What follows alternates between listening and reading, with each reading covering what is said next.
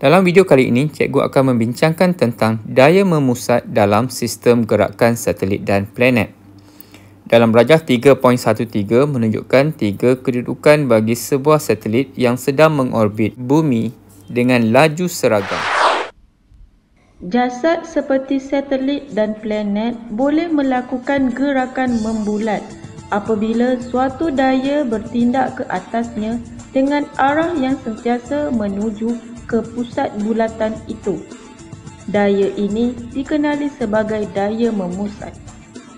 Magnitud daya memusat bergantung pada jisim jasad, laju gerakan membulat dan jejari bulatan.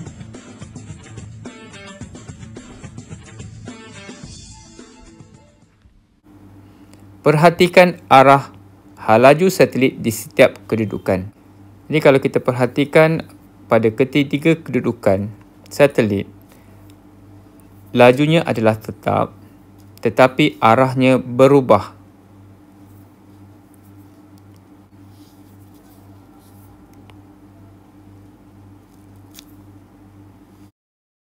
Jasad yang sedang membuat gerakan membulat sentiasa mengalami perubahan arah gerakan walaupun lajunya tetap. Oleh itu, halaju jasad adalah berbeza. Untuk memahami penyataan ini, kita ingat kembali perbezaan antara laju dan halaju. Laju merupakan kuantiti skalar,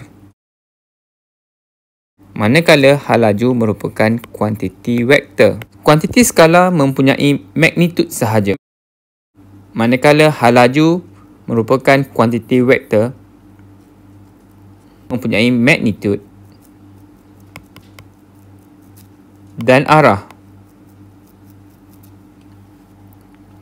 Maka dalam kes satelit mengelilingi bumi, lajunya tetap tetapi halajunya akan berubah disebabkan oleh perubahan arah. Dalam bab 2, anda telah mempelajari bahawa suatu daya diperlukan untuk mengubah arah gerakan jasad. Apakah daya yang bertindak ke atas jasad seperti satelit yang sedang membuat gerakan membulat? Info Bestari. Apabila suatu jasad bergerak dalam bulatan dan laju seragam, jasad tersebut dikatakan melakukan gerakan membulat secara seragam.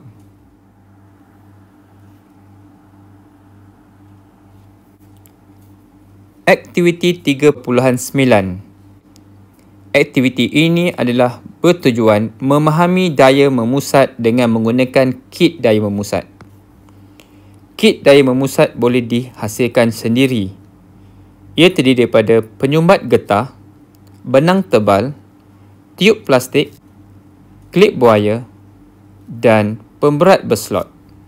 Dalam aktiviti ini, pemberat berslot menegangkan benang untuk bertindak sebagai daya memusat apabila penyumbat getah membuat gerakan membulat.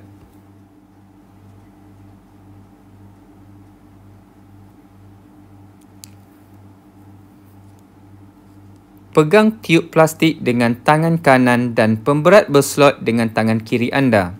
Putarkan penyumbat getah itu dengan laju yang malar dalam suatu bulatan ufuk di atas kepala anda seperti ditunjukkan dalam rajah 3.15.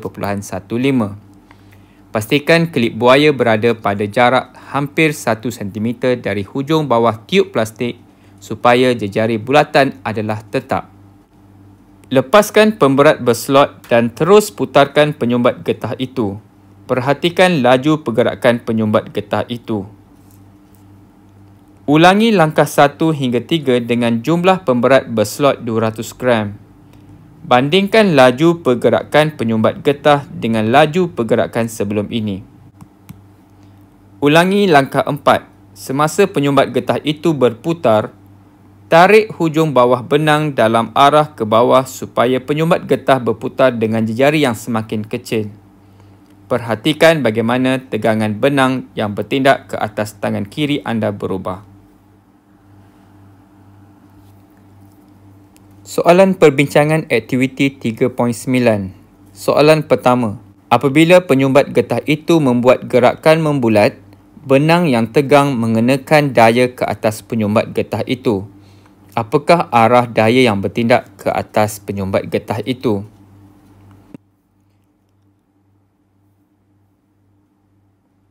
Semasa penyumbat getah melakukan gerakan membulat, suatu daya bertindak ke atas penyumbat getah ke arah pusat bulatan.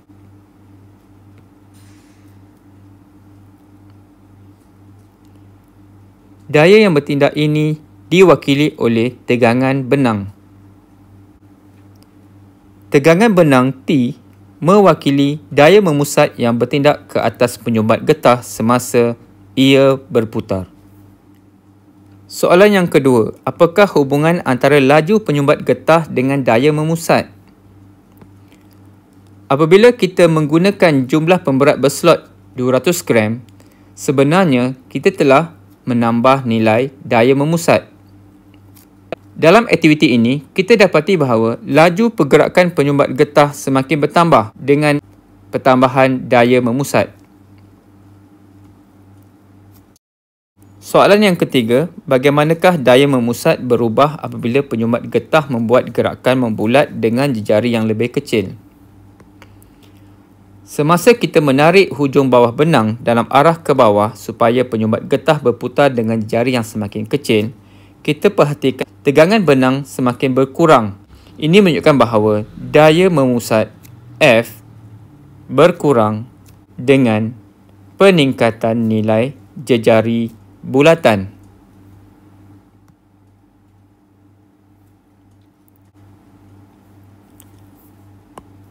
Bagi suatu jasad yang melakukan gerakan membulat, terdapat suatu daya yang bertindak ke atasnya dengan arah yang sentiasa menuju ke arah pusat bulatan. Daya ini dikenali sebagai daya memusat. Rajah 3.16 menunjukkan benang yang bertindak sebagai daya memusat untuk gerakan penyumbat getah. Magnitud daya memusat bergantung pada jisim jasad, laju linear gerakan membulat dan jejari bulatan. Daya memusat boleh dihitung menggunakan rumus F sama dengan mv kuasa 2 bahagi R. Info Bestari. Apabila suatu jasad diputar pada laju seragam tertentu sehingga benang menjadi hampir mengufuk, kesan daya graviti ke atas gerakan membulat jasad itu boleh diabaikan. Walaupun laju jasad adalah seragam, arah gerakan jasad sentiasa berubah. Laju linear merujuk kepada laju jasad pada satu ketika tertentu semasa jasad membuat gerakan membulat. Jadi kalau kita perhatikan dalam rajah 3.16, nilai tegangan benang merupakan daya memusat.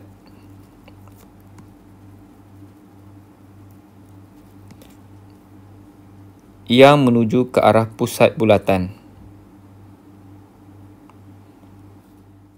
V pula merupakan laju linear. Laju linear bagi penyumbat getah semasa gerakan membulat adalah seragam. Kita lihat contoh 1.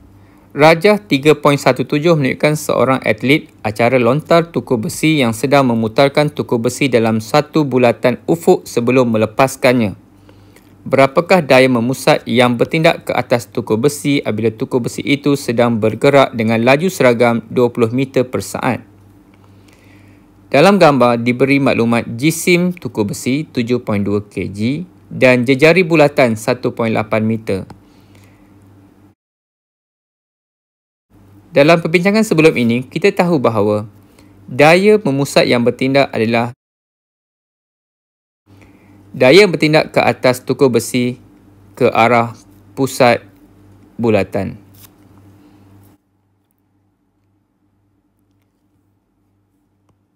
Langkah-langkah penyelesaian. Langkah pertama, senaraikan maklumat yang diberi dengan simbol. Maklumat yang diberi jisim, laju dan jejari. Langkah kedua, kenal pasti dan tulis rumus yang digunakan. Rumus yang digunakan ialah daya memusat F sama dengan jisim objek darab laju objek kuasa 2 bahagi R. Dan langkah yang seterusnya, buat gantian numerical ke dalam rumus dan lakukan penghitungan. Daya memusat F sama dengan 7.2 darab 20 kuasa 2 bahagi 1.8. Kita dapat daya memusat sama dengan 1600 Newton.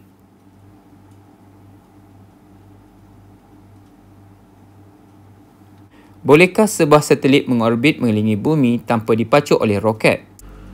Kita tahu bahawa ketika ini terdapat beratus satelit sedang mengorbit mengelilingi bumi. Adakah satelit-satelit itu sedang dipacu oleh enjin roket atau sedang bergerak dengan sendiri? Kemungkinan untuk gerakan sedemikian telah diramal oleh Sir Isaac Newton pada abad yang ke-17 seperti ditunjukkan dalam rajah 3.18. Dalam rajah 3.18, objek dilancarkan dari P dengan laju linear V. Sekiranya objek dilancarkan dengan laju linear yang rendah, ia akan mengikuti lintasan 1 dan tiba di bumi di Q.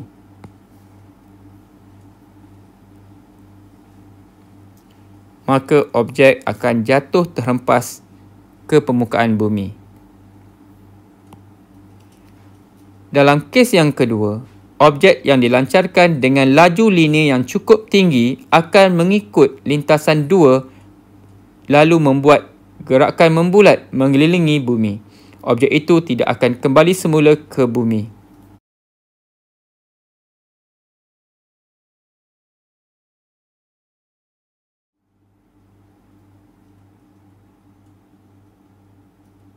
Ramalan Sir Isaac Newton menjadi kenyataan pada masa kini dengan begitu banyak satelit buatan manusia sedang mengorbit mengelilingi bumi tanpa dipacu oleh sebarang tujahan roket. Satelit-satelit sentiasa mengalami daya graviti yang bertindak ke arah pusat bumi. Daya graviti ke atas satelit itu dikenali sebagai daya memusat.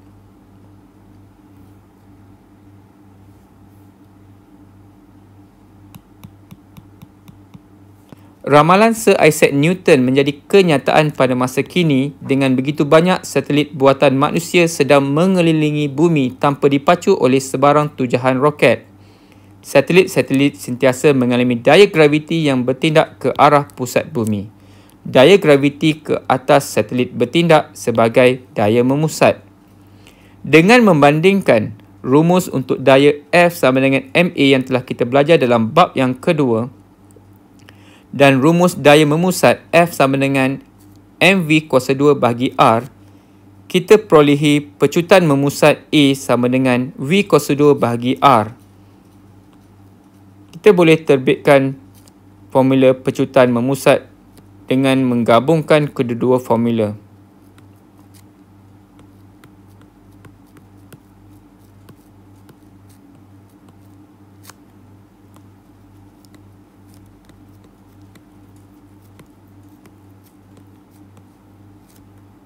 Kita hapuskan kuantiti M di kedua-dua belah dan kita dapat rumus untuk pecutan memusat A sama dengan V kuasa 2 bahagi R.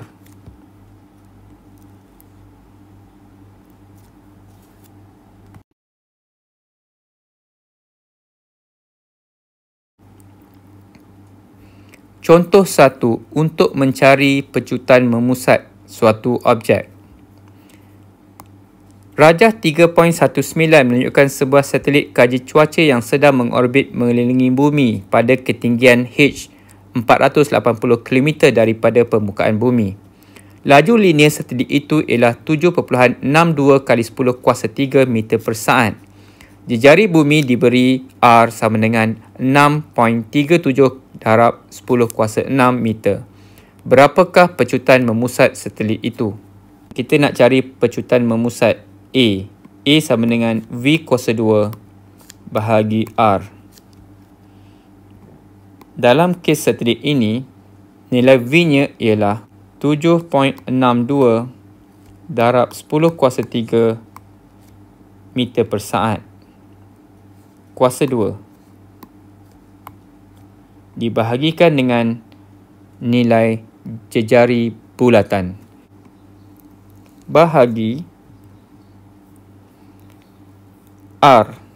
R di sini ialah jejari bulatan. Jejari bulatan bagi satelit ini ialah diukur daripada satelit ke pusat bumi.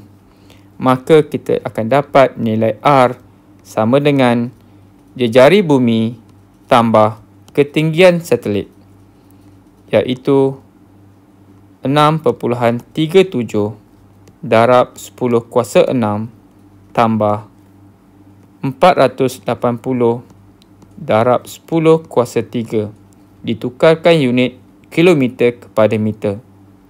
Kita akan dapat nilai R 6.85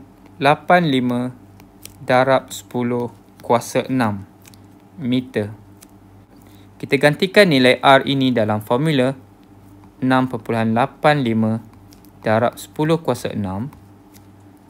Kita akan dapat nilai pecutan memusatnya ialah A sama dengan 8.477 meter per saat.